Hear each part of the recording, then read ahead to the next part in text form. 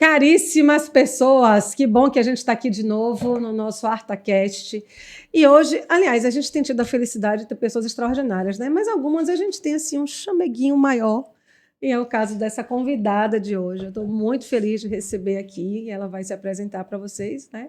E a gente vai discutir um tema extraordinário, fundamental, que não deveria estar em pauta, porque a lei obriga. Essa já é uma provocação para esse começo de conversa.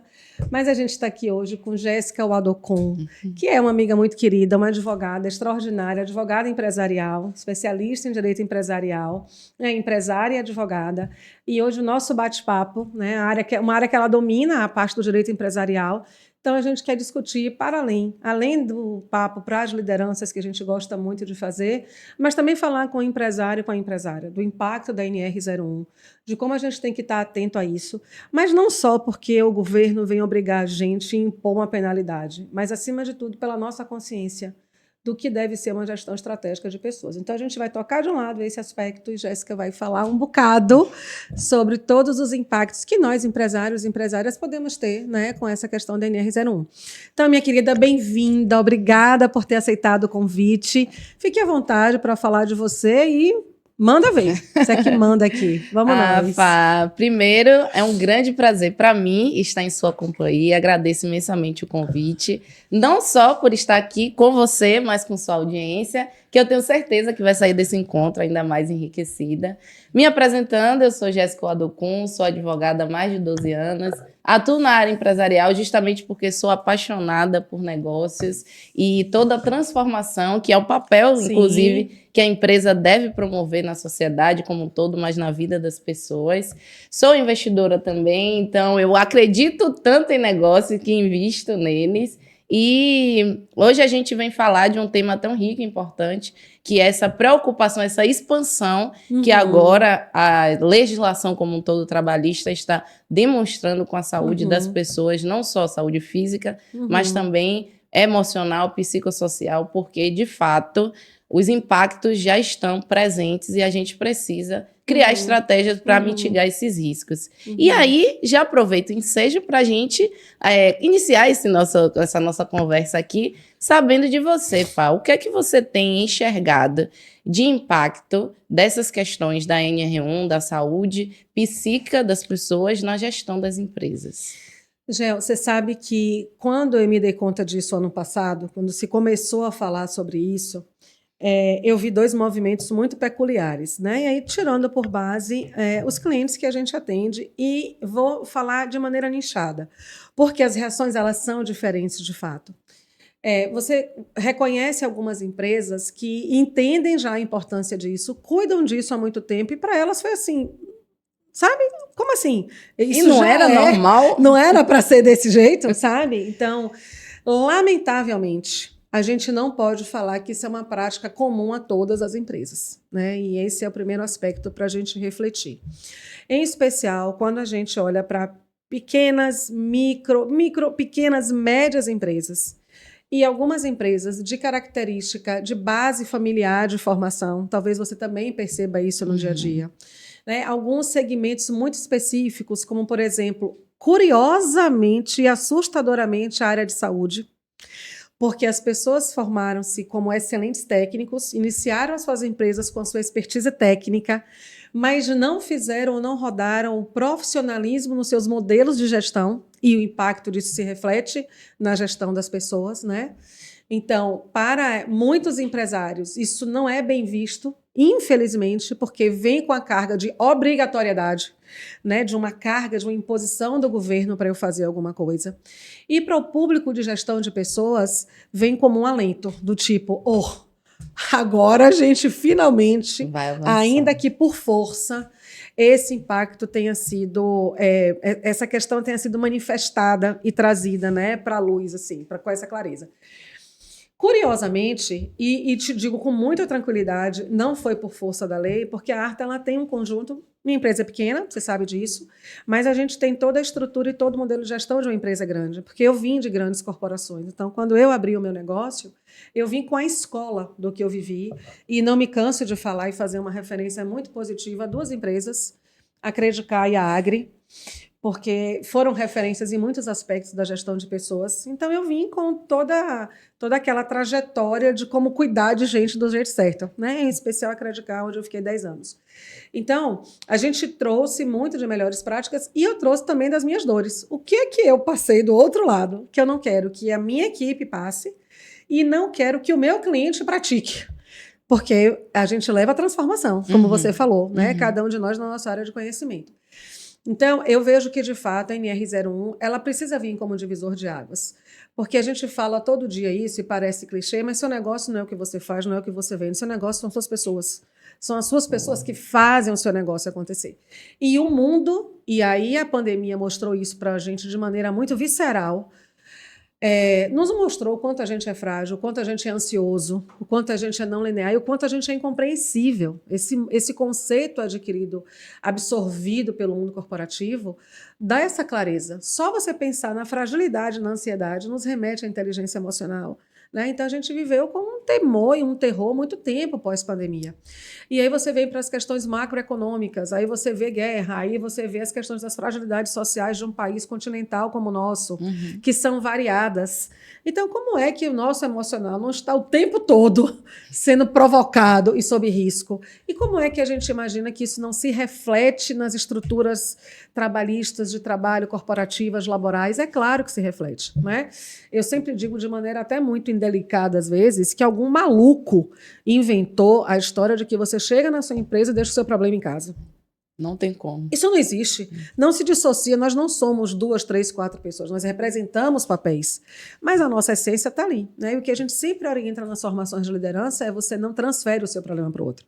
Você não descarrega no outro a dor, mas a gente precisa ter um cuidado com isso. Então, o ano passado, inclusive, a ARTA começou o programa esse ano de ARTA Saúde Mental, que a gente está começando a trabalhar, a gente começou com uma série de iniciativas, palestra com psicólogo, palestra com psiquiatra, a equipe toda está lendo um livro sobre atenção plena, sobre mindfulness.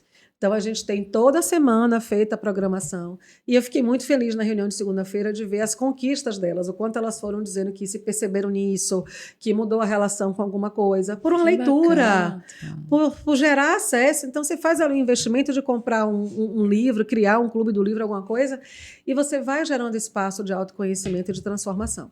Então, respondendo de maneira, né, em definitiva a sua pergunta, eu entendo que chegou numa hora que a gente não pode mais fugir desse assunto. Saúde mental não pode mais ser um tabu. Nós falamos sobre tudo, as redes sociais estão aí nos provocando a tudo, e a gente precisa ter cada vez mais transparência, clareza, né, para que a gente seja assertivo na condução das nossas relações com as pessoas.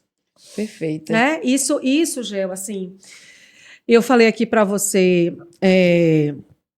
sobre isso, né? Que uma parte do empresariado está muito incomodada com eu sou obrigado agora a fazer isso. E nesse aspecto dessa obrigação legal é o que eu quero te ouvir. Como é que essas coisas se relacionam? Como é que você entende que o empresário pode enxergar isso para que ele não entenda que é só uma obrigação legal? Sabe? É só porque ele vai ser penalizado. A minha geração, a geração do meu pai não usava cinto de segurança. E aí você deve Fumava no avião. Fumava no avião. Não, eu peguei fumar no avião. Menina, você me fez viajar agora. Não, eu peguei, falei isso com a equipe esses dias. Eu peguei fumar no avião, que era um negócio bizarro.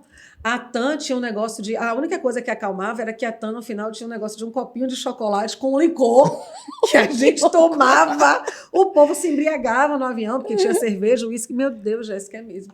Fumava no avião. Não tinha usava... alcoolemia. Não, todo não mundo esqueça. dirigia bebendo. Pra que isso? Você não usava cinto de segurança. Você veja que a consciência de salvar a sua própria vida e de sua família se deu por conta de uma multa. Porque se você não usasse, você era multado. Então, como é que você vê isso? E como é que você orienta o empresário, né, a empresária, para que ela entenda, que ele entenda que não é só uma obrigação legal? Perfeito, Fá. Eu costumo remeter às próprias relações sociais. E como a gente, ao longo da nossa história, viu o trabalho. As empresas surgem muito atreladas a essa ideia do trabalho braçal, do esforço contínuo, que você tem que performar cada vez mais para obter resultados e trabalhar exaustivas 16, 20 horas por dia, muito focado em trabalhar, se manter trabalhando. Até a própria lei, remetendo ao período abolicionista, Quando você pensa em pessoas que não estavam se mantendo em trabalho, era o vadio, a lei da vadiagem. Sim, Então, boa. a nossa lógica ainda muito ligada a você se manter ocupado e não poder pensar no ser e nas questões que permeiam o ser humano. Isso é do ser humano. E aí, quando a gente olha para esse universo empresarial, ainda reproduz essa lógica de para que eu vou parar para pensar em saúde mental? Se eu tenho fatura para pagar, eu não tenho tempo para isso, eu tenho que estar em atividade. E aí eu coloco um gestor que é uma máquina de vendas e aí ele tem que cobrar aquela diferença entre ser líder e ser chefe. Sim. Então ele vai te cobrar, você tem que bater meta, independente de como você esteja ou até da abordagem que essa pessoa vai estar utilizando. A gente ainda percebe muito essa mentalidade no ambiente empresarial. Na contramão disso, que a lei não surge do nada, a norma não surge do nada, olhando para a sociedade em que a gente vive, nunca houve um índice tão grande de absenteísmo, de pessoas com doenças mentais, de toda a natureza, e hoje a gente vê essa pesquisa que remonta a novos CIDs, novas patologias, não é à toa, é resultado desse processo que a gente foi desenvolvendo ao longo do tempo.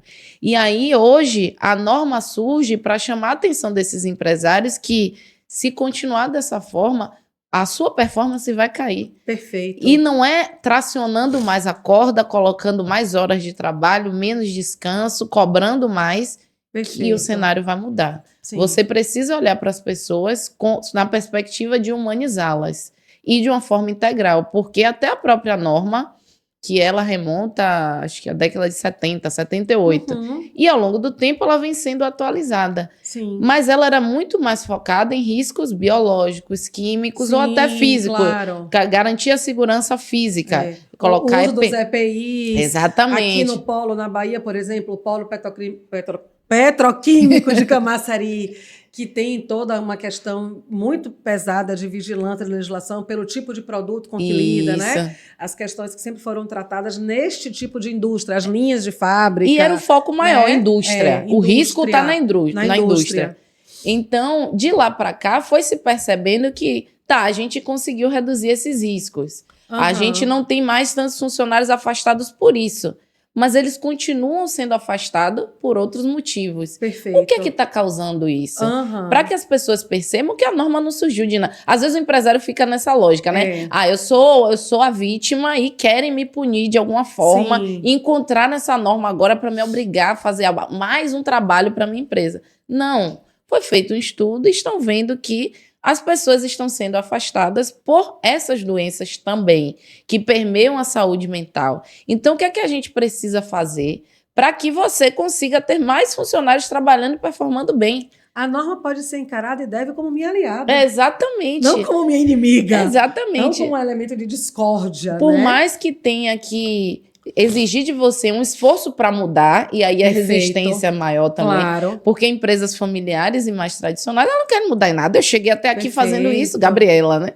Eu nasci assim, eu cresci assim. A maldita síndrome. Exatamente. E aí entra nessa questão de você entender que você vai precisar mudar sim, mas não é algo para te penalizar ou que não vai te trazer retorno nenhum, é só uma despesa. É para, de fato, melhorar, inclusive, a sua performance, porque sua empresa é composta de pessoas. Exato. E você precisa olhar para essas pessoas. Então, eu vejo muito nessa perspectiva de mudar, primeiro, mentalidade e perceber que o caminho da performance mais aprimorada vai ser atingido através dessa norma, mas não pela via que você estava acostumado até aqui. Você sabe, Gel, essa semana eu estava voltando de um cliente, a gente tem viajado muito para fazer formação de lideranças, né? Tem sido uma coisa que a gente projetou estava no nosso planejamento estratégico do ano passado, né? O quanto a gente intensificaria na ARTA os projetos e a parte de formação de liderança, que particularmente, né, e pessoalmente é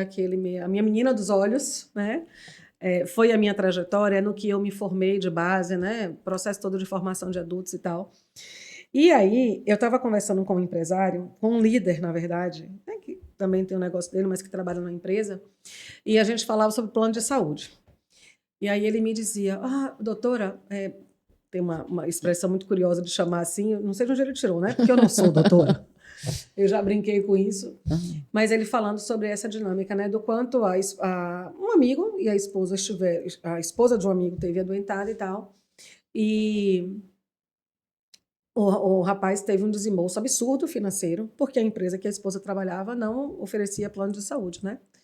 E aí eu tive a curiosidade, porque ele já tinha falado do trabalho e tal, eu perguntei qual era o segmento que essa pessoa trabalhava. Era uma empresa de grande porte, do segmento aí de mercado e tal.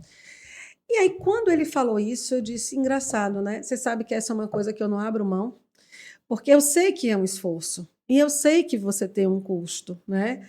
Mas eu nunca olhei para isso como um custo, eu olhei isso sob duas perspectivas sempre. Primeiro, é até uma coisa egoísta o que eu vou falar aqui agora, mas que se você muda essa mentalidade, primeiro que assim, pensar que as minhas pessoas, com quem eu estou ali 8, 9, 10, 11, 12 horas, 24 horas junto o tempo todo, vão ter um apoio extra ao nosso Sistema Único de Saúde, que eu respeito, admiro e valorizo. É importante eu deixar claro esse meu posicionamento. Quando a gente compara aí com outros países, eu sou realmente uma grande defensora do que a gente tem no nosso Brasil nesse aspecto. Tive a felicidade de ser usuária dele há alguns anos. O meu pai foi transplantado graças ao SUS, um transplante de pulmão, que nós não teríamos a menor condição de fazer na década de 90. Então, não tem como eu não ser uma grande incentivadora, apoiadora e defensora, né, do que nós temos aqui. Mas, para além disso, a gente sabe das dificuldades de qualquer sistema, de novo, num país de tamanho como o nosso.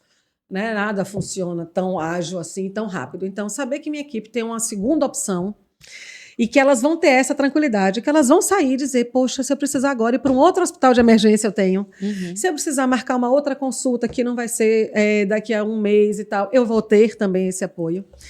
Mas eu saber que eu estou rodando o canto todo e que se elas precisarem disso, elas vão ter, isso me dá uma paz que não tem preço. E eu também compreendo o quanto isso vai impactar na relação delas, de tranquilidade, de felicidade, para as famílias delas, né, para todo o escopo. Então, e aí a gente pensa nisso de maneira estratégica. Eu quero falar um pouquinho com você disso e te fazer uma outra pergunta. Porque esse olhar de saúde mental, ele é tão prioritário que quando você pensa, o Rancharan é um consultor que a gente trabalha muito na obra dele pela sabedoria e pela magnitude do pensamento empresarial dele. E ele diz o seguinte, toda organização tem 3 processos chaves. E uma das coisas que ele chama de a principal disciplina, a principal matéria para você, a disciplina para você entregar resultados é a execução. Quando você entende o que é execução, que não é o ato de executar, você entende que você tem 3 processos-chave, que é operações, estratégia e pessoas. Você lida com isso. O empresário vai lá e faz um plano estratégico. E diz, eu vou faturar X, eu quero ser a maior do Nordeste, eu quero ter em 2030 tal, eu quero ter X de market share, tudo lindo. Estratégia definida. Aí a pergunta é, quem vai executar essa estratégia? Você vai chegar nas pessoas. Porque para essa sua estratégia rodar, você vai precisar de pessoas. E as pessoas não são aquele elemento mão de obra, massa de manobra para entregar o seu número. Elas são uma coisa, uma entidade complexa. E a essência disso tudo é a saúde mental. Então, não adianta o líder, o empresário, a empresária não compreenderem isso. E aí a gente tem algumas falas, eu vou te dizer as minhas, mas eu não passei por isso na minha geração.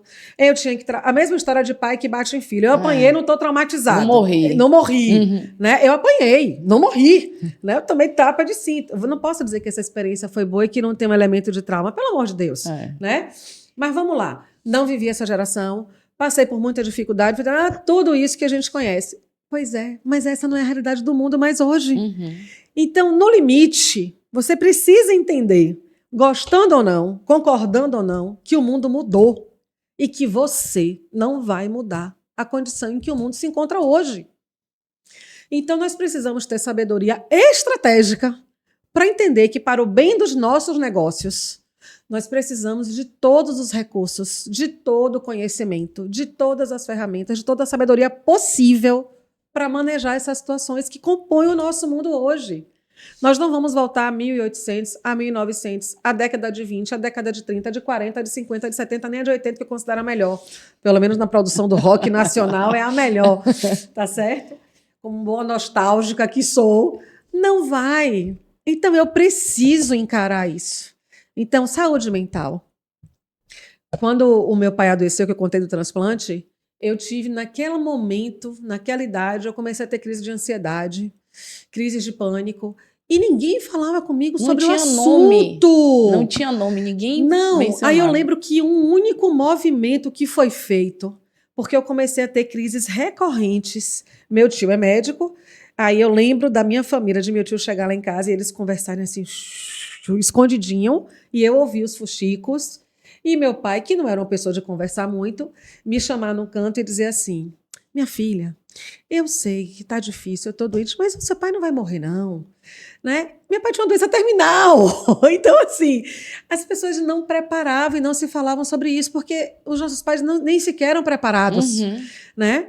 Era um tabu falar sobre tudo isso. E hoje você vê, inclusive, alguns excessos nessa questão nas famílias, mas não vou entrar nessa pauta aqui, um outro momento, porque aí entra a minha veia educadora. Né? Mas, assim, não dá para a gente, enquanto empresário, enquanto líder, fechar os olhos e colocar um véu sobre essa questão mais, né? Nós precisamos cuidar das nossas pessoas. Isso não é paparicar a pessoa. Isso não é passar a mão na cabeça. Isso não é não estabelecer limite. Não. Isso sim é ter medidas de você avaliar o desempenho. É ter estratégias para você cuidar do clima organizacional. É ter estruturas muito bem solidificadas de educação corporativa, de você formar as pessoas. Tudo isso envolve cuidar da saúde mental. Mas a gente precisa olhar para a gestão estratégica de pessoas em definitivo. Porque a sua estratégia, aquela linha ali que você definiu, aquele EBITDA que você definiu, ou EBITDA, como você queira chamar, aquela margem que você definiu, vai ser entregue pelas suas pessoas. A margem de contribuição do seu negócio vai ser entregue pelas suas pessoas. Se as suas pessoas não estiverem integralmente saudáveis, elas não vão entregar. Perfeito. Ponto, né? Então, assim... E aí, essa é a parte que me cabe, mas eu quero que você fale um pouquinho de riscos, Gel, pra gente. Né? O que é que você entende que juridicamente são riscos palpáveis, né, que essas empresas correm e que ações podem proteger esses empresários dessas questões? Porque a minha fala foi a do amor. Vá por esse caminho, que é o caminho do amor. Mas você pode conhecer o caminho da dor. É então, opcional. Fala pra gente aí do caminho da dor, Gel. Como evitar essa dor? Inicialmente, eu gostaria de fazer um breve comentário sobre alguns pontos que você trouxe da questão do plano de saúde, que em muitos olhares é visto como algo luxo, né? Ah, não vou, já estou dando tantas garantias. Sim. Mas primeiramente, a gente precisa entender que hoje a realidade, que é um outro problema social que a gente tem, ter o plano de saúde nem te garante a assistência plena a alguma demanda que você tenha. Perfeito você colocar isso. Porque a maioria das pessoas hoje que tem, obviamente, recurso e tem algum problema de saúde mais específico, elas vão para o particular. Nem recorrem ao plano porque os melhores profissionais que estão mais atualizados, que trazem inclusive tecnologia de fora, eles não querem se submeter ao que o plano quer pagar. A regra das operadoras. Então, eles nem se credenciam a plano. Você que tem um problema, Deus livre e guarde, você recorre, quando pode, ao particular. Então, essa ideia de que plano de saúde é luxo, já tem que acabar, porque quem precisa e pode hoje já contrata particular. É só você olhar que quando alguém famoso está com determinado problema, ele já vai para um outro estado, para um hospital específico, que nem plano atende, no máximo a internação. Claro. E essa ideia de que plano de saúde é luxo que eu estou dando a funcionário, não é. É o básico para você ter o mais rápido possível aquela pessoa de forma íntegra dentro da sua organização. É um pensamento, de certa forma, até egoísta, mas que pode fazer a pessoa avançar nesse sentido. Perfeito. Para obter essa equipe de uma maneira mais ativa possível, porque ninguém doente vai conseguir performar bem. Exato. E, além disso, quando a gente olha para a saúde mental, a gente ainda tem, inclusive, essa ineficiência de cobertura, porque nem todo plano tem psicólogo. Sim. E aí, se você não assume essa demanda como algo da sua empresa, já sei que esse funcionário aqui, ele está apresentando algumas questões e ele não vai ter acesso ao psicólogo, porque ou o plano dele ou a cobertura que a gente está tendo não tem acesso. se eu tiver dentro da minha organização algum meio de mitigar, ensiná-lo a lidar, porque no fim das contas, a vida realmente é difícil. Todos Sim. nós temos demandas, temos problemas, mas nem todos nós temos o mesmo ponto de partida, nem todos nós temos a mesma rede de apoio, e pode ser que em dado momento seja mais difícil para um ou para outro lidar com aquela demanda. Claro. Se você cria um ambiente laboral onde a pessoa consegue pelo menos aprender a lidar, você não vai realmente resolver os problemas dela, mas pode apresentar elementos para ela conseguir sair de um limbo que talvez ela esteja e que repercute na sua empresa. Perfeito. Não tem como dissociar. Perfeito. Então, eu vejo que nessa linha também o empresário pode pensar formas de conseguir lidar com essa nova demanda que surgiu. Senão, aí a gente entra na parte da responsabilização. O que é que e já está posto? A norma já prevê suspensão de setores ou atividades da empresa. Então, imagine você ter que parar. Eu paro de produzir?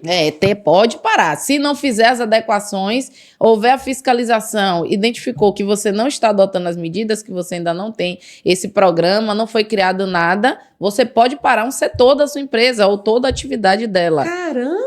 É nesse sentido. Além disso, as multas que as pessoas no primeiro momento... deixa eu ver aqui qual é o valor da multa. Como é que o empresário pensa? Vou assumir o risco. Vou assumir o risco. A multa é baixa, é relativamente baixa, que vai ali entre 2 e pouco, 6 e pouco. Sobre o quê? O faturamento? Não, um valor fixo. Mas, se você vier a rescindir e não adotar as medidas, isso pode ser elevado a 50 vezes mais. E aí quebra a sua empresa. Porque se você não consegue lidar com a pandemia em 6 meses de empresa quebrando, ainda mais se a multa for multiplicada por 50. A média das empresas, eu estava lendo isso outro dia, de fluxo de caixa de 3 meses. Pois é, imagine uma multa pesada. Cobrar. Nossa. E além disso, isso é o que está posto lá na norma de previsão, mas tem as ações judiciais que também podem ser manejadas, não só pelo próprio trabalhador, mas pelo próprio Ministério Público, além dos mandados de segurança individuais e coletivos, porque enquanto está na esfera administrativa, o empresário consegue ter uma ingerência maior. Não, tem como fazer, vamos ajustar. Quando vai para a via judicial, você fica sujeito, empresário, à interpretação que o juiz vai dar, aquela sucessão de episódios que ali já não tem o calor da emoção. Sim. Porque, de fato, Fá, eu não tenho essa visão de que o empresário é o vilão. Para mim, o que a gente não tem é educação empresarial. Perfeito. Então concordo integralmente com você. Ele vai agindo ali de maneira que ele acha que é o melhor para a empresa dele. E muitos, Gel, contribuindo um pouco com essa sua fala, eu gosto de dizer, quando a gente fala com a liderança, que parte é por ignorância. Eu sempre parto do princípio que eu erro por ignorância. Eu não erro por maldade. Não estou aqui fazendo uma linha poliana. Outro dia eu fui falar isso à minha equipe. O que é poliana? Eu digo, meu Deus do céu. O conflito intergeracional. Eu escolhi trabalhar com o povo todo mais novo para eu aprender com esse povo, né? Então, com essa galerinha aí. Mas aí é muito engraçado, porque ontem na reunião a gente falou lá de ursinhos Gummy. Não, ursinhos Gummy. Aí eu fui falar que eu ia fazer um rasga-saco no dia do aniversário da Arta. Foi um outro rasga-saco. Mas eram as caras todas me olhando. Eu digo, não, gente, para tudo. Você já faz de propósito, vocês não sabem. Não é. Vocês não sabem o que é rasga-saco, não. Vocês estão brincando comigo, né? Não sabem o que é rasga-saco. Mas eu sempre parto do entendimento que eu erro por ignorância. Eu desconheci alguma coisa. E quando eu falei da linha poliana, é porque assim, a gente sabe que existe desvio de caráter, desvio de conduta, e a gente vê isso aí todos os dias nas notícias. Mas sua fala foi muito feliz e assertiva. Eu entendo a importância do papel do empresário. Da empresária. Existem empresários e empresárias, né? Como existem pessoas qualificadas e não qualificadas em todos os segmentos, porque esse é o ser humano.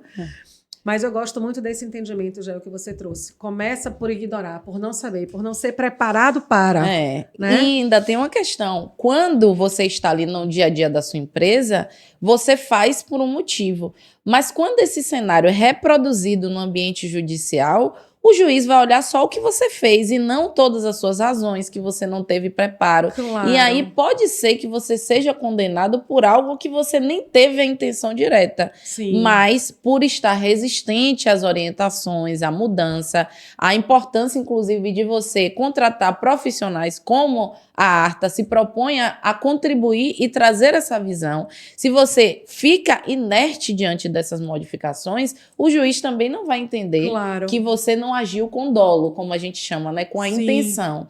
Por isso é que é tão importante que você, nesse momento, se adeque. Maio está chegando, já se adeque. E a gente falou aqui de forma passando de maio, mas é quando a fiscalização em si vai se iniciar, quando a norma vai ser cobrada efetivamente. E estamos nesse período de vocês se adequando para adotar essas medidas e não ficar suscetível à responsabilização pela via judicial, porque aí já vem dissociada do seu dia a dia, da sua história, da sua inexperiência. Você já vem ser analisado sob a ótica do descumprimento, que é o que se quer evitar.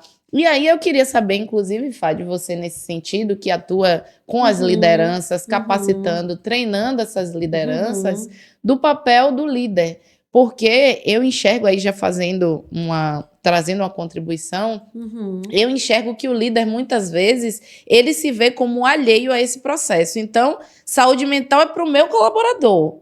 E aí estão me obrigando a fazer algo por ele. Mas você também tem seu BO para resolver. E aí, eu acredito que você veja muito que o problema da equipe talvez venha do dono da empresa. Sem sombra de dúvida. E aí, eu queria saber de você que está lá no front, como é que você enxerga esse papel da liderança?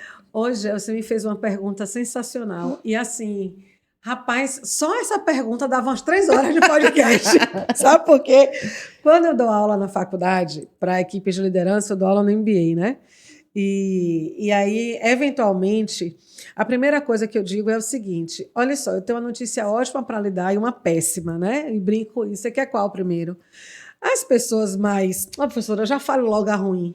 Né? Eu digo, olha, se está tudo bem na sua equipe, eu digo, não, vamos começar para amansar a alma, né? Se está tudo bem na sua equipe, meus parabéns, porque o mérito é seu. Mas se está tudo detonado na sua equipe, meus sentimentos, porque a responsabilidade é sua. Na liderança, Gel, não existe terceirização de responsabilidade. Né? Então, vamos lá, porque deixa eu lhe dizer as frentes do que eu enxergo disso. O papel do líder, ele não é fundamental, ele é imprescindível, ele é essencial.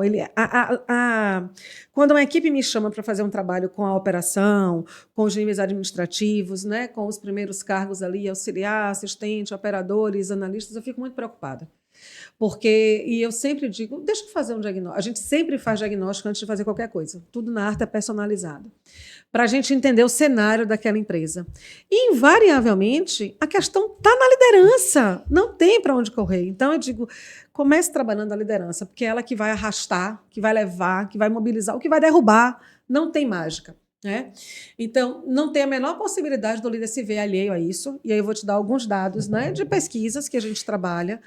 A liderança é o fator que mais interfere no clima organizacional. Isso foi provado em Harvard por Dr. David McKeown e Dr. Daniel Goleman. Eu falo sobre isso o tempo inteiro. Então, não é papo de eu acho, eu sinto, eu estou intuindo. Não, é pesquisa acadêmica séria. E pasme, a liderança é o fator que mais interfere no clima organizacional de uma empresa. E o que é para a gente se assustar é que o clima organizacional interfere em até 1/3 do faturamento. Então, a conta burra é a seguinte, que eu gosto de fazer. Você fatura 100 dinheiros, você precisa faturar 100 dinheiros. 33 dinheiros vêm do clima organizacional, que é diretamente impactado pela liderança. Sem considerar que os outros 66,66 dinheiros vêm da atuação desse líder de influência, de mobilização, de autoconhecimento. Então, o líder ele precisa primeiro se autoconhecer. Então, inteligência emocional, eu tenho dito que é competência mandatória para qualquer pessoa que queira ocupar um cargo de liderança. Perfeito. Se você não quer ocupar cargo de liderança, se você não gosta de gente, aliás, se você não gosta de gente, se você não gosta de resolver problemas, se você tem questões sérias com a sua inteligência emocional, pelo bem da humanidade, se pique. Em bom baianês, né? Para quem não é baiano, gente, o se pique é vá, vaze, pegue o beco, se saia, se mande, desapareça. Não dá para você cuidar de gente se você não gerenciar bem as suas emoções. Não é possível. Então, você tem que cuidar da sua saúde mental. Né? E outra coisa, nós não somos infalíveis, então deixa eu já cuidar da liderança. Né? Quero falar disso com muito carinho para os líderes. Eu lidero desde muito jovem, desde os 16 anos de idade eu lidero formalmente. E eu tive as minhas questões de saúde mental, uma delas inclusive mais recente, pós-pandemia, pós o processo da pandemia. Então, a gente não está imune a isso, a gente não é infalível, a gente adoece sim. A diferença é que a gente precisa ter uma compreensão a mais que outros dependem da gente. E a gente escolheu estar naquele lugar. Então, a primeira recomendação, pedido, súplica a esse líder é: se cuide. Cuide da sua saúde mental, mas invista sério nisso, né? Seja com atividade física, eu não abro mão de terapia, eu fico brincando que o CRP tinha que me pagar uma comissão, porque eu mando todo mundo para terapia, né? Quem trabalha com gente não pode se dar o luxo de não fazer terapia. Então, cuide da sua terapia, cuide da sua saúde mental, cuide da atividade física, cuide dos elementos todos que você entende que lhe fazem bem. Porque você não está à margem desse processo, você é diretamente responsável por esse processo. Então, assim, o que a NR nos convoca agora é a empresa, vamos lá pensar em falar nome das caixinhas, as estruturas de RH, com as altas lideranças, as diretorias, definirem, vamos definir, vamos fazer um programa. Elas vão desenhar um programa. Então, a gente entra nas empresas, apresenta um programa, faz o mapeamento do risco, faz diagnóstico, desenha um programa e faz as ações de acompanhamento, de maneira resumida. Quem vai fazer isso acontecer? Meu amigo, minha amiga líder. É isso. É você no dia a dia que vai cuidar dessas questões. As estruturas de gestão de pessoas serão os seus grandes suportes, mas é você na rotina, é você no dia a dia que vai monitorar, acompanhar, desenvolver, olhar para isso, né? Então, você tem que cuidar da sua saúde mental, você tem que estar totalmente imerso nesse processo, não tem como você escapar disso, porque isso, de novo, também volta para você de maneira positiva, né? Volta para você. E uma outra coisa engraçada, eu quero te perguntar uma coisa, mas antes disso, toda vez que uma empresa me chama para um projeto, para uma ação de consultoria, a primeira coisa que eu pergunto é o seguinte: vem cá, é a primeira pergunta. Conversamos, falou do problema e tudo mais. Eu gostei muito, a gente vai avançar. Eu digo, legal. E aí, deixa eu te perguntar uma coisa. Eu vou poder dizer para você que você é o problema? Porque se eu não puder, não me contrate. Mas na primeira conversa, eu não mando nem proposta. Porque você não pode me contratar para eu dizer que tudo que você faz é lindo e maravilhoso. Se eu não puder te dizer que você é o problema ou parte do problema, o John Maxwell tem um livro que ele constatou em uma pesquisa que 87% das pessoas não pedem demissão das empresas, pedem dos seus líderes. Olha que coisa assustadora. 87% das pessoas que pedem demissão não fazem, se demitiram das suas empresas. 87% das pessoas que pedem demissão, segundo John Maxwell, pedem demissão dos seus líderes. Então, você é o líder que quer estar nesse lugar do seu liderado, pedir as contas, porque não te tolera mais. Né? Isso é uma questão muito séria. Né? Então, a liderança ela não está de jeito nenhum isenta disso. Mas aí eu estou dizendo que a gente vai fazer um programa, Gel, e aí, sob a sua perspectiva, como é que você entende que esse líder deve fazer este acompanhamento? De que maneira ele deve fazer esse acompanhamento para ele não criar um outro problema pela forma ou de acompanhar ou de cobrar? Na verdade, se você acha que ele deve fazer, e se você entende que ele deve fazer, como é que você entende que isso deve acontecer no dia a dia para que ele maneje bem essa situação ali e não gere uma outra aflição na condução desse processo, né? Uma outra demanda. E esse é um grande problema que eu enxergo em todo o processo legislativo no Brasil, porque primeiro surge a norma e aí ela é feita da maneira que o legislador entende ou quem está editando aquela norma. A partir dos questionamentos é que percebe que não tem elemento suficiente, um direcionamento. Não, você tem que fazer isso. É tudo muito en passant, é tudo subjetivo. E aí as pessoas que já têm a insegurança de ter que mudar, elas não sabem exatamente como implantar, porque cada empresa está num nicho diferente, tem pessoas diferentes, ocupando cargos e funções diferentes. Por isso é que eu começo recomendando a busca de profissionais. Porque se você não tem capacidade e habilidade para tanto, você tem que chamar à mesa pessoas que já têm o repertório necessário para te direcionar nesse sentido. Não é à toa, inclusive, que a norma prevê que de 12 em 12 meses você tem que fazer esses processos de capacitação, treinamento, porque assim como você, o dono da empresa, não tem direcionamento para a pessoa que vai estar lá executando essas medidas, o programa, talvez ela também esteja no primeiro contato com aquelas ações no dia a dia. Sim. Então, você tem que mudar, a pessoa tem que mudar, os próprios empregados, que a norma também prevê que eles precisam se adequar. todo mundo está em processo de adaptação, se entendendo nessas mudanças. Perfeito. Então, eu recomendo que chame profissionais à mesa para criar, inclusive, que a norma prevê esse canal de denúncia, porque como é que o líder que vai implementar a medida talvez seja a pessoa que está praticando o assédio, por exemplo, e ele, ao mesmo tempo, tem que fingir que não está fazendo algo e você tem que se adequar. Olha o quebra-cabeça. Então, quando você chama um terceiro, a pessoa que está passando pelo assédio, inclusive, ela tem a oportunidade de falar abertamente. Claro. Com o menor receio possível de ser penalizado, porque a maioria das pessoas não tem a opção de, não, vou sair daqui, vou pedir demissão, vou perder meus direitos. Sim. Ela acaba sucumbindo, adoecendo no ambiente de trabalho por não ter a opção de se desligar.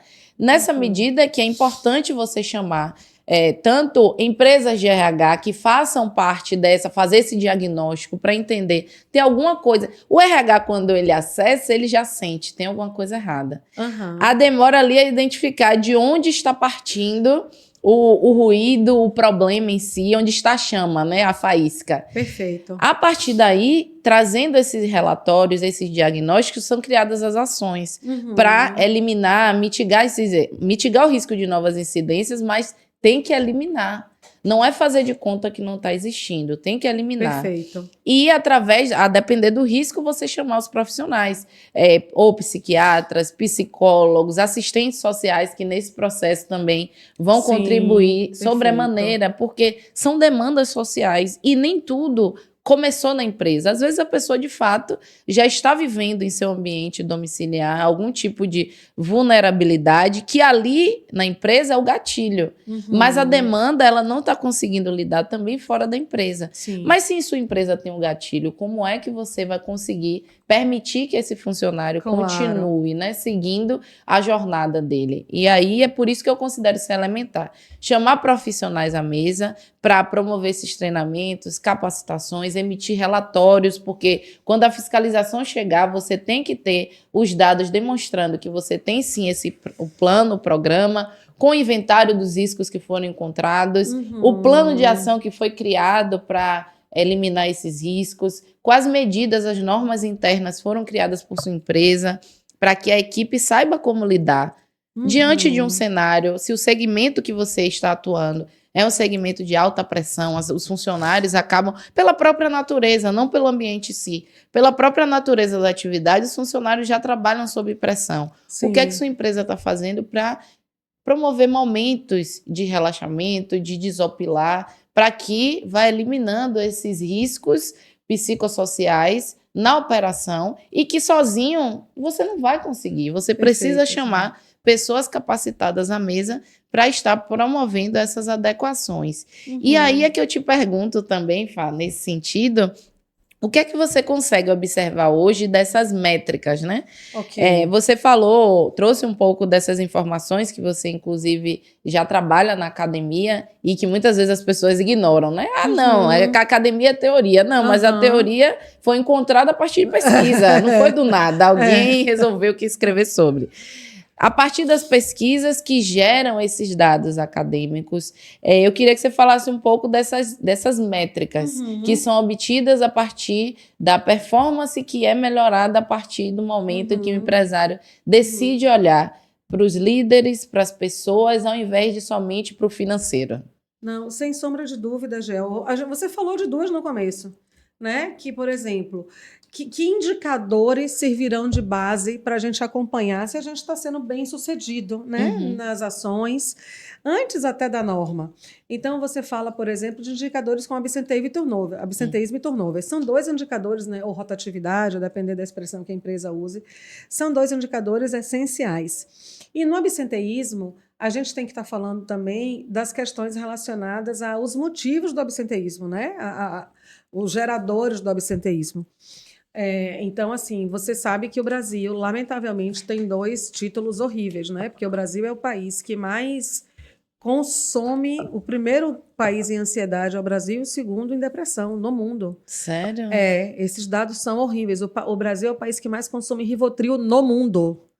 Sem contar o que é vendido do jeito irregular, né? Isso é pelos dados oficiais. Então, você imagina o seguinte: esses são indicadores que a empresa tem. Você tem os próprios indicadores da gestão de clima e de desempenho. E aí, quando a gente fala de clima organizacional, quando você avalia clima organizacional, você vai trabalhar avaliando 12 dimensões. Então, essa métrica ela muda de instrumento para instrumento, mas de maneira geral você vai avaliar as questões relacionadas à felicidade no ambiente de trabalho, qualidade de vida, autonomia, né, benefícios e remuneração, que inclusive há um mito que a grana traz felicidade. As pesquisas mostram que a grana é o 4º ou 5º fator motivacional nas empresas. Então, nessa esfera de trabalhar com saúde mental, por exemplo, empresas que concedem autonomia estão anos-luz à frente de empresas que são essencialmente centralizadoras, controladoras, trabalham com microgerenciamento, né? Claro que tudo depende da cultura da empresa, da atividade fim, porque, né, o nível de maturidade dos profissionais de desenvolvimento, né, o quanto as pessoas e as empresas estão investindo e cuidando nisso, também são elementos que interferem. Indicadores, por exemplo, de crescimento de capital intelectual. Quando eu falo de crescimento do capital intelectual, é o quanto as pessoas estão amadurecendo profissionalmente. Então, indicadores de universidades corporativas, participação em programas de capacitação e de qualificação, não só qualificação técnica. Não é só aquela qualificação do tenho que aprender a fazer esse copo. Não, isso é o técnico, hard skill. Mas aquilo que vai para além do técnico, né? O que é que eu estou trabalhando de autoconhecimento, de habilidades de comunicação, de outras tantas coisas, né? Soft skill, comportamental, que eu levo para além da minha vida, do trabalho. Eu lembro que uma vez a mãe me disse assim, lá muitos anos atrás, você está falando comigo como você fala com seus colaboradores. Eu disse, graças a Deus. Aí ela olhou para minha cara e disse, você não está achando isso bom? Acho que você devia ficar feliz. Olha, eu não estou mais brigando, eu não estou mais reclamando, porque eu não posso fazer essas coisas com o meu colaborador. Nas nossas relações afetivas pessoais, a gente vive sem filtro, né, Gel? Então, a dinâmica corporativa nos mobiliza aí, se você entende, né? Isso lá atrás, muito jovem ainda.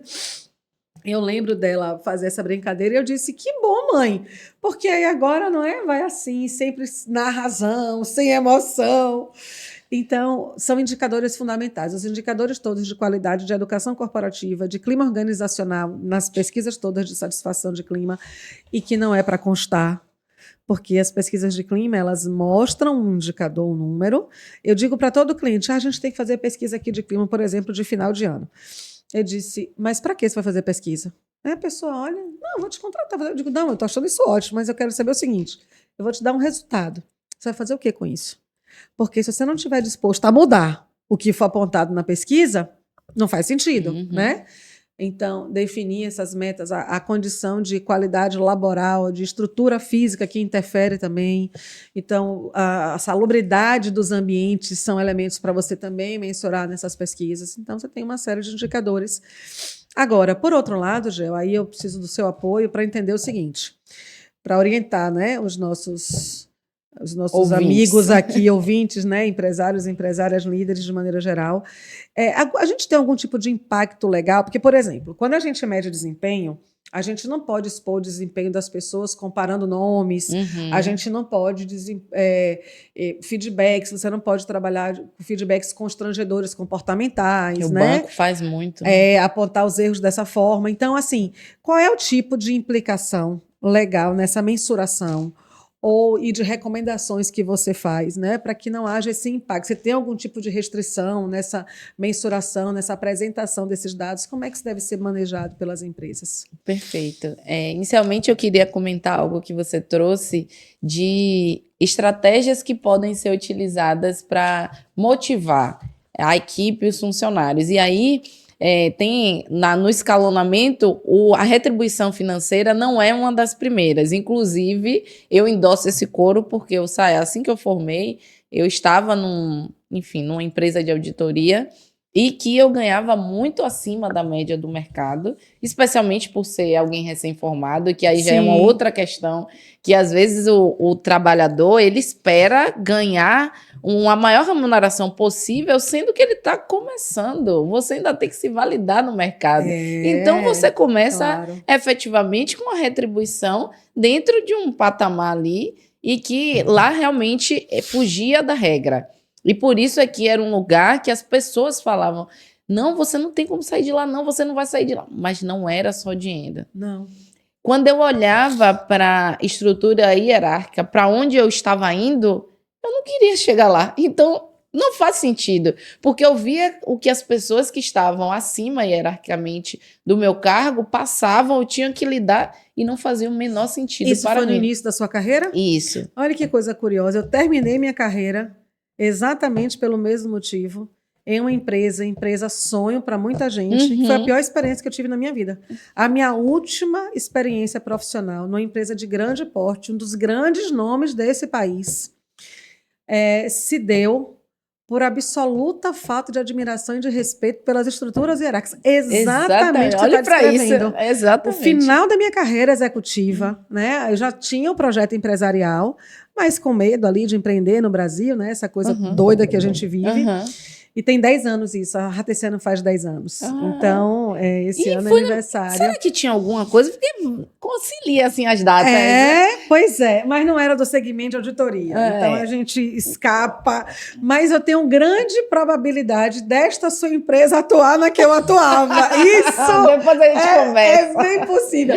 Então, exatamente, porque um discurso lindo, uns valores descritos assim, maravilhosos, e o líder botando o crachá na mesa para dizer eu sou soberano. Aí, minha irmã, eu já dava aula de liderança.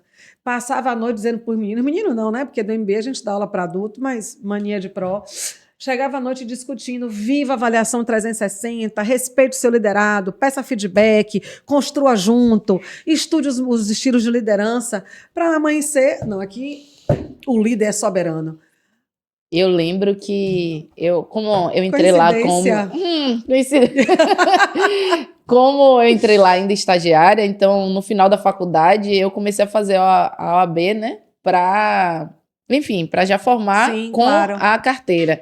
E aí as aulas eram à noite. Eu era estagiária, né, era empregada ainda, e coloquei meu preparatório para a OAB à noite. E aí aconteceu umas 3 vezes de eu precisar sair para ir para a aula, não era mais o meu horário de trabalho. E aí eu vi da superior, não era nem a direta, já era acima dela, que eu sabia que a OAB para eles era irrelevante, eu me matriculei porque eu quis. E a empresa precisava de mim naquele momento. Não foi uma nem... Era uma loucura, para não dizer o contrário. Isso. Então, quando eu formei e fui efetivada, eu já sabia. Eu podia até não saber naquele momento o que eu queria, mas eu tinha certeza o que eu não queria. E não era dinheiro que ia me prender. Não, e eu tinha uma remuneração extraordinária. Eu tinha uma remuneração extraordinária que eu brinco com a minha de vez em quando. Eu digo, eu vou ganhar aquilo de novo, né? Sentada nessa cadeira. Eu tinha remuneração extraordinária, benefícios assim. Meu Deus, que negócio de louco.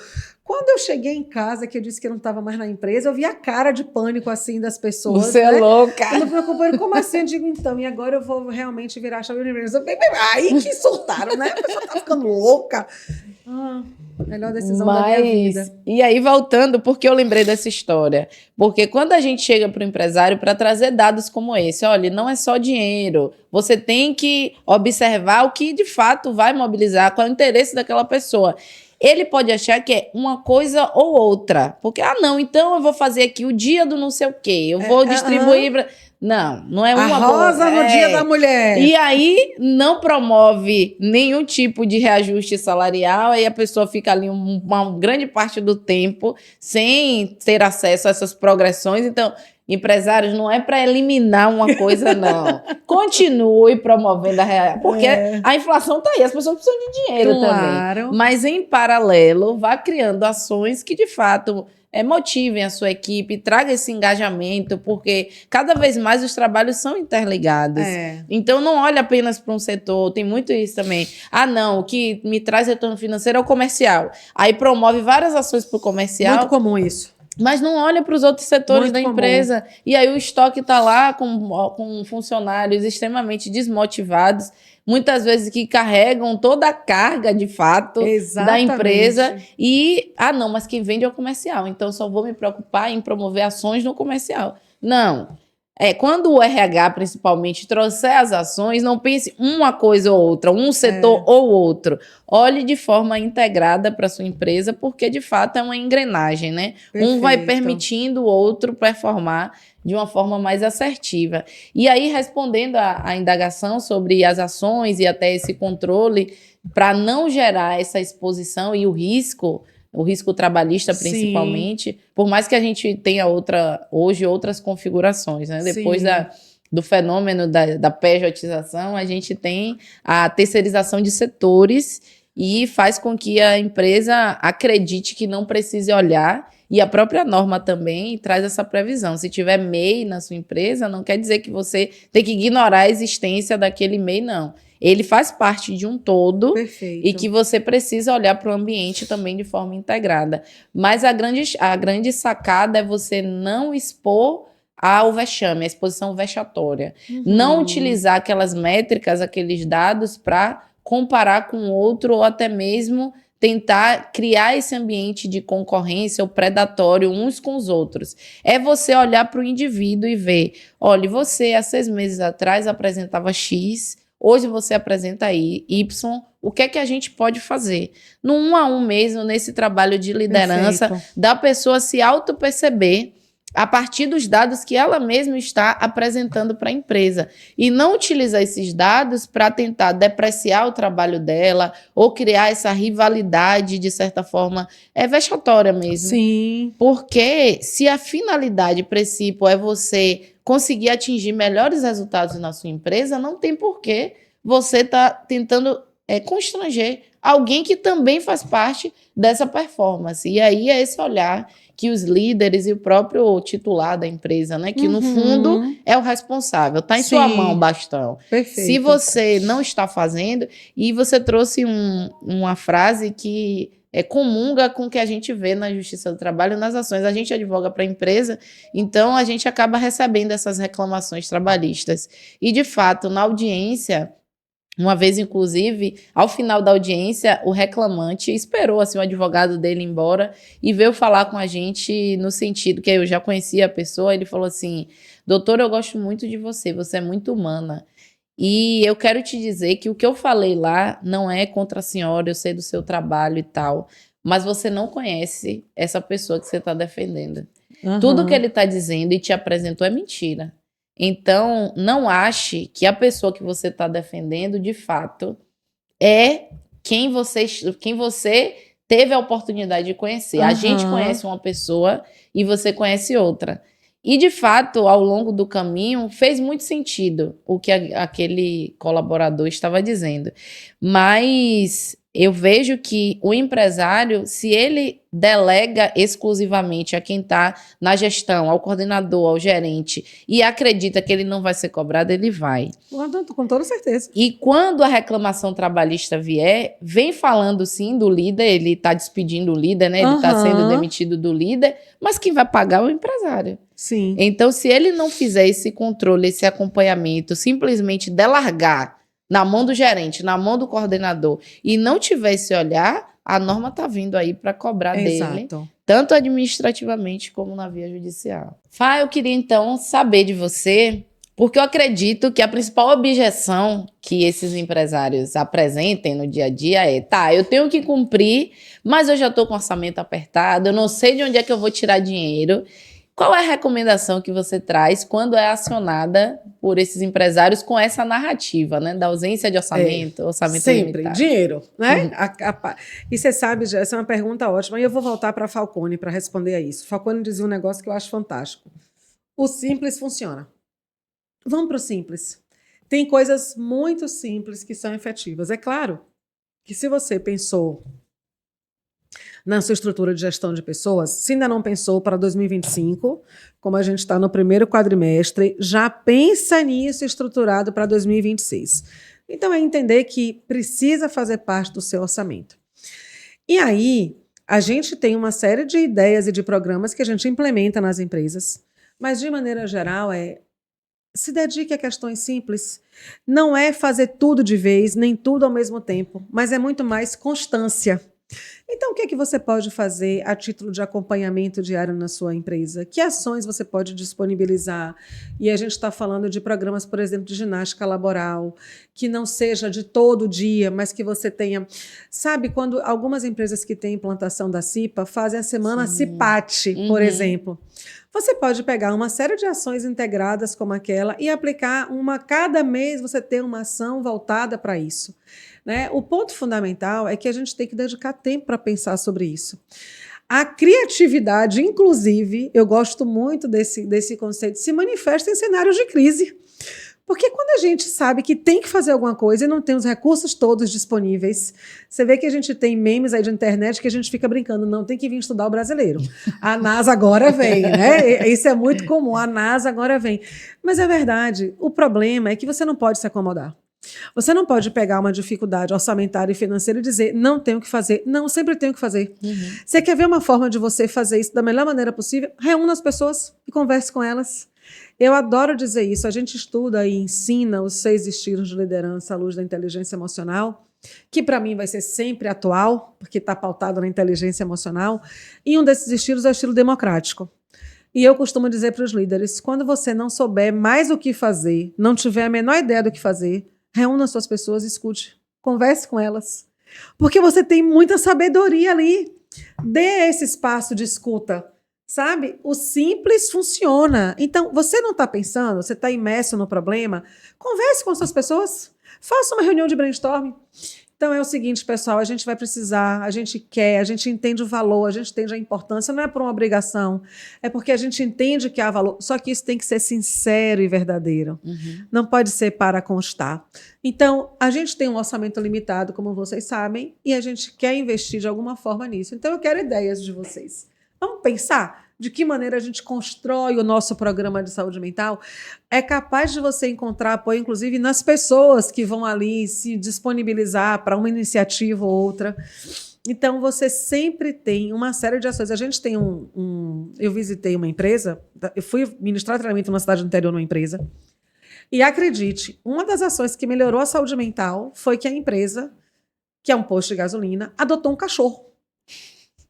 Eles adotaram um cachorro. O caramelo, que sempre aparece em posto em delegacia. Né?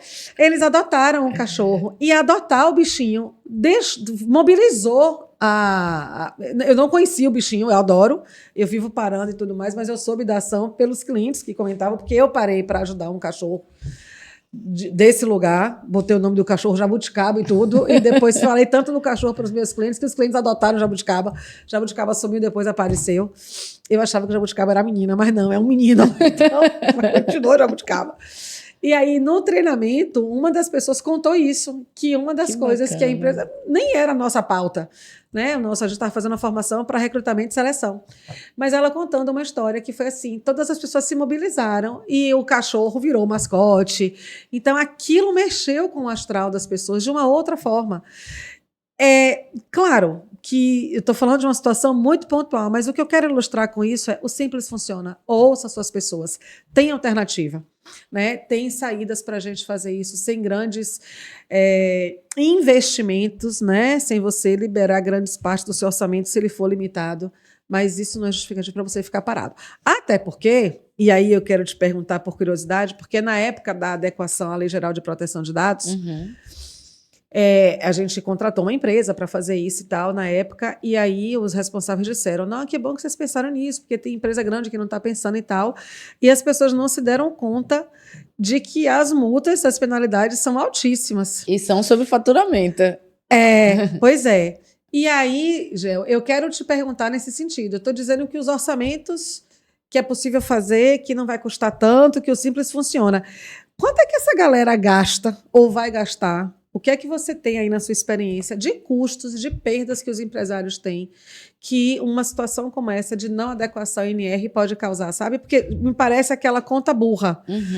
Minha avó dizia assim uma coisa, apertando o bucho para mostrar o luxo. Mas assim, sim, aquela história do morre, engole o elefante, engasa com a formiga, né? Não tem uma história dessa? Isso. Então, qual é o elefante que pode chegar para os empresários, né? Para as empresárias?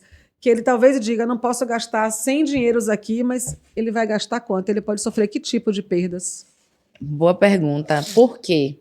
Agora a gente está falando de algo subjetivo, porque é no campo moral, é no campo psíquico. Entraria no enquadramento do impacto emocional que isso gera. Só que a depender do que a pessoa esteja passando e do tempo que ela precise de afastamento, você não tem como mensurar quando a pessoa sai. Quem tem burnout? Quando para? Quando cessa? Nossa. Por quanto tempo ela vai precisar se afastar porque ficou submetida por um longo período à estrutura que a sua empresa oferece? E aí, em cima disso, é que o juiz que for apreciar vai quantificar. E você não tem teto. Quando ele vai precificar, trazer um número, não tem teto. Ô, Jair, você está falando de uma coisa agora que me deu um outro alerta, que talvez esses empresários e as empresárias não estejam fazendo contas como, peraí, a pessoa se afastou, eu vou ter custo de reposição, Exatamente. custo de qualificação, custo da pessoa chegar na performance ideal, custo de INSS, custo... um monte de outras coisas E ela do não. dia a dia, sem considerar a esfera judicial, na verdade. Exatamente. E todo o período que ela também vai desembolsar. Porque prevenir é sempre mais barato do que Muito remediar. mais. E aí, quando vai para a via judicial, além do período do processo, que ela vai gastar com custas, porque ela, por ser uma empresa, em regra, não tem justiça gratuita, ela tem que pagar. Perfeito. Tem o custo com o judiciário como um todo para essa assessoria jurídica, porque se você tem uma assessoria preventiva, é um preço. No contencioso já é um outro preço. Além disso, você fica suscetível ao que o juiz vai interpretar dessa relação, dessa subordinação que você acabou expondo àquele colaborador. E como eu falei, não tem teto, é moral. Um assédio moral, qual o valor? Não tem, não tem um valor fixo. Perfeito. Ele que vai quantificar a partir das provas produzidas, das testemunhas que forem ouvidas, e isso você não tem como controlar. A depender da exposição, de quanto tempo a pessoa ficou e o impacto que ela vai ter para se recuperar daquilo. Perfeito. Que é algo que também o judiciário vai apreciar para que você seja responsabilizado. Isso sem falar do que a ANR já prevê com relação às multas, que na conta burra ele vai fazer, não, vale o risco. Mas vale o risco de um recorte que você está analisando de um desdobramento, que não a gente analisa a letra fria, mas você não tem como controlar tudo que vai desenvolver a partir daquilo, inclusive com a saída daquela pessoa, esse custo que você trouxe muito bem, de você treinar uma nova pessoa, do impacto que isso gera no ambiente de quem fica também. Uhum. Porque no momento em que um ganha, não tenha dúvida, os outros vão colocar também na justiça. Efeito cascata, né? Exatamente. Se um ganhar com a mesma alegação que os que ficaram também estão passando, não tenha dúvida. Eles vão colocar também na justiça, porque estava todo mundo sendo submetido àquele mesmo ambiente. Então, assim, a gente não tem nem como dizer, não, vai ser X, porque eu posso dar um valor aqui e, na prática, ser um valor infinitamente maior, 10, 20 vezes mais, e que você pode evitar, desde que adote as ações agora, na fase ainda administrativa, e busque os meios necessários. Inclusive, isso me remete a uma pergunta que você já falou até um pouco sobre dessas ações, esse primeiro passo, tá? Você escutou o podcast até aqui, já sabe que precisa se movimentar, mas e agora? O que é que eu faço? Qual é o meu primeiro passo para começar a me adequar? Cerque-se de conhecimento e de informação. Se você não tem uma estrutura, muitas empresas não têm estruturas de gestão de pessoas, ainda chamadas de RH, né? É que você sabe que eu odeio o nome recursos humanos, porque gente não é recurso, isso me deixa indignadíssima. Mas ok, a gente até fala RH, porque na arte a gente entende o R como riquezas, então a gente transmutou isso aí. Mas então vamos lá, de maneira muito prática. Algumas empresas não têm áreas de RH estruturadas, tem ali o departamento pessoal. Você não pode ter essa área, sua estrutura não comporta isso, então contrate uma empresa especializada. Não tem jeito, sabe só de conhecimento, né? Contrate uma empresa especializada, conheça o que é o projeto, que essencialmente é composto de 3 fases, né? Que é a identificação dos riscos psicossociais, a elaboração de um plano e a implementação de um plano e o acompanhamento dessas ações que serão implementadas. Então, vá buscar ajuda e vá buscar apoio se você não tem internamente as suas estruturas. Se você tem internamente isso na sua empresa, se você tem os profissionais qualificados para, então aí é uma decisão jurídica, é uma decisão de estratégia e é aquilo que eu chamo de patrocínio moral.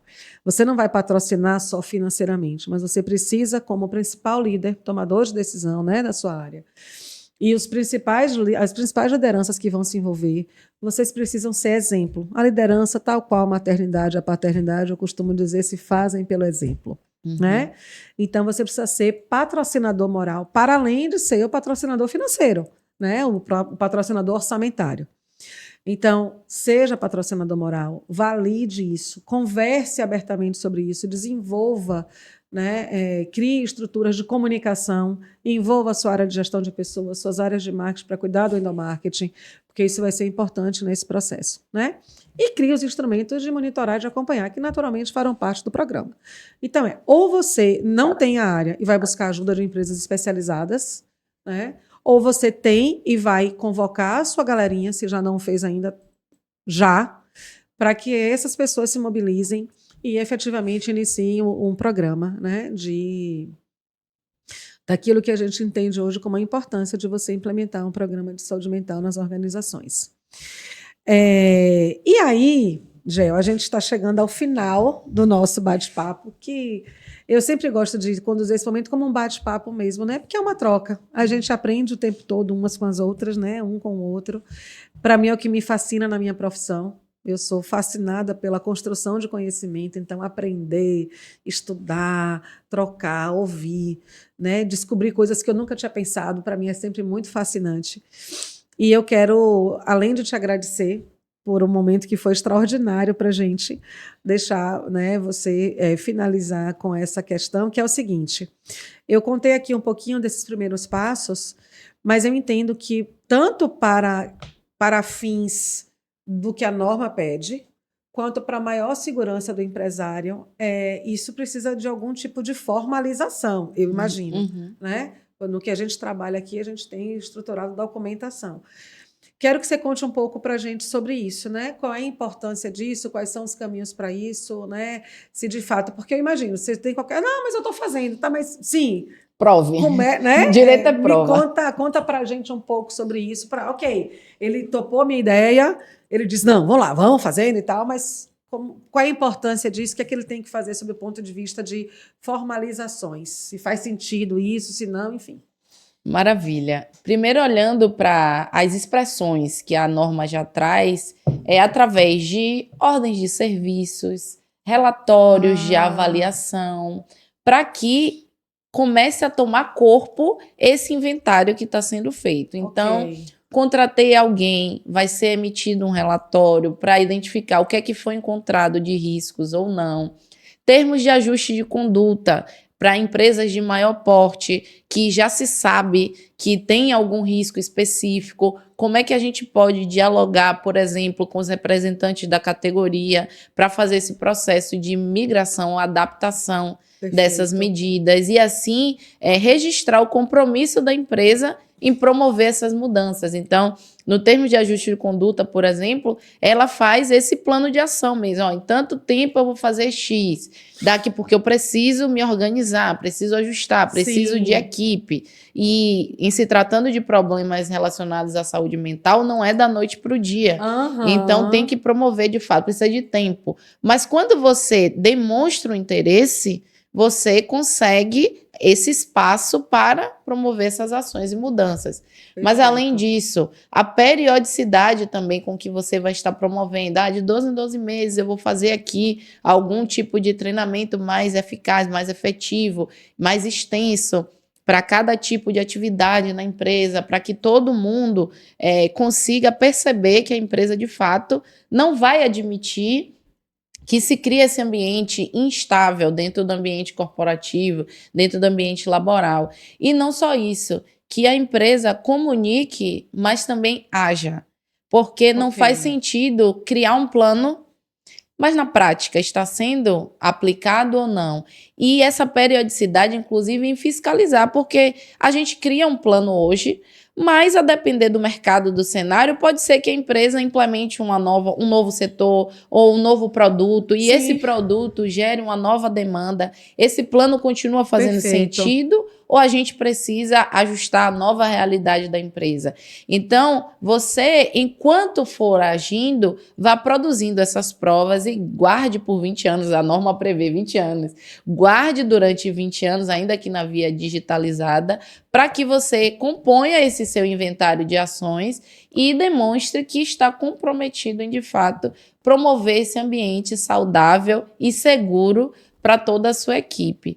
E eu aproveito o ensejo para te agradecer, Fá. Foi um bate-papo muito rico. Eu espero que as pessoas, de fato, adotem essas ações, assistam até aqui e, de fato, coloquem isso em prática nas suas empresas, não só por uma obrigação legal, mas, de fato, por um compromisso social que todos nós temos que ter.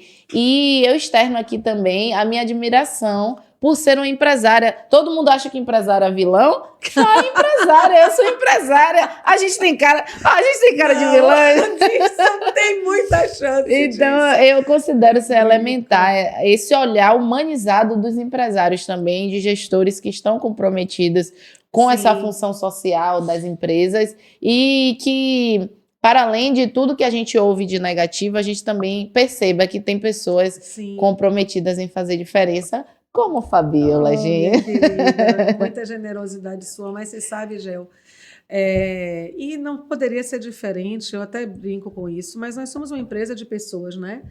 E é importante que a gente tenha uma consciência, gente, que é o seguinte, eu ouvi essa frase em 2022 e ela foi bem importante para mim. Nós não somos perfeitos em nenhum dos nossos papéis, né? Nós efetivamente temos um grande desafio, uma grande responsabilidade de buscar fazer o nosso melhor. Mas é claro que a gente vai cometer falhas, mesmo naquilo em que a gente é especialista, porque faz parte, né, da nossa condição humana. Mas a frase que eu ouvi em 2022 é o seguinte: acorde todos os dias, faça o seu melhor e ao final do dia se perdoe. Né? Então, Nossa, eu aprendi essa frase no congresso no CONAR em 2022 e eu fiquei muito mobilizada por essa frase porque nós não somos muito generosos com a gente, né? No normal. A gente se cobra muito, as pessoas que são muito comprometidas com o trabalho se cobram muito. E eu gosto muito disso que você traz.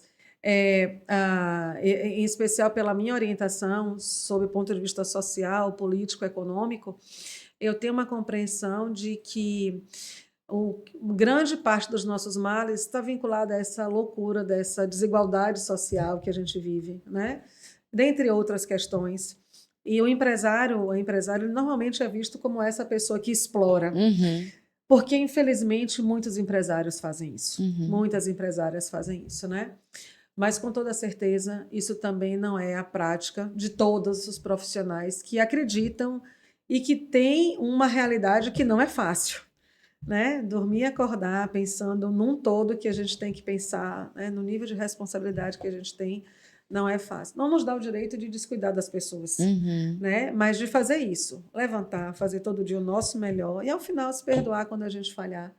Mas a gente entender que sem as nossas pessoas, efetivamente, os nossos negócios não existirão. Então, a base da gente cuidar da saúde mental é porque, no fim, isso vai se reverter na nossa saúde mental. É verdade. Não tem mágica. É o único caminho, né? Se não isso, o quê? Não tem outro caminho. Eu desconheço, né? Eu desconheço de fato. E foi maravilhoso estar aqui com você. Fico feliz da gente estar aí cuidando desses projetos. Obrigada, minha querida. E espero que vocês tenham gostado. A gente tem um programa completo que fica divulgado no nosso canal do YouTube, mas tem todos os cortes aí que vão para as nossas redes sociais, para as minhas, para a Jéssica. Quem ainda não segue Jéssica, vá lá. Né? Eu não fiz essa parte, porque, enfim, as meninas, meu marketing fica me orientando, faça isso, faça aquilo. Gente, vocês já sabem, né? Eu sou a Tiranossauro Rex, não tenho paciência, a gente está aprendendo. Eu estou pertinho de fazer 52 anos, estou no final do Inferno Astral. E eu também falhei aí, ó. Não tá vendo que não é questão etária? Você fica falando que é uma questão de geração etária. Não é, eu também não falei minhas redes aqui. Jéssica ou Adokun, O-W-A-D-O-K-U-N. Jéssica ou Adokun em todas as redes. Mas tudo bem, você tem muito mais vantagens em minha equipe sobre mim nesse aspecto. Mas eu tô indo, caminhando, sempre caminhando. Obrigada a todos vocês pela confiança, oportunidade, audiência e que a gente siga junto, cuidando certo do que é o nosso principal capital, né? E é muito mais que grana, porque é o sentido da gente estar aqui. A gente está nesse plano para evoluir, para aprender a ser gente melhor.